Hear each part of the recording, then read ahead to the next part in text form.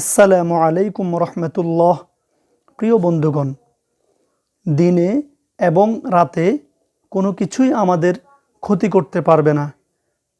আজকে আমরা সেই দোয়াটি শিখব। তাহলে চলুন দোয়াটি শেখা যাক।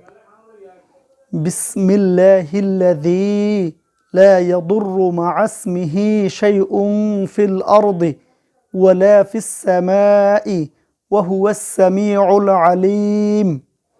বিসমিল্লাহিল্লাযী লা ইয়াদুররু মা'a ইসমিহি শাইউন ফিল আরদি ওয়ালা ফিস সামাই ওয়া হুয়াস সামিউল আলীম। প্রিয় বন্ধুগণ, উসমান রাদিয়াল্লাহু তাআলা আনহু বলেন, রাসূলুল্লাহ সাল্লাল্লাহু আলাইহি ওয়াসাল্লাম বলেছেন, যেই ব্যক্তি সকাল ও সন্ধ্যায় এই দোয়াটি 3 বার করে পাঠ করবে, সেই ব্যক্তি দিনে এবং ওই রাতে কোনো কিছুই তার ক্ষতি করতে পারবে না। আমরা এই দোয়াটি বেশি বেশি করে পড়ার চেষ্টা করব ইনশাআল্লাহ।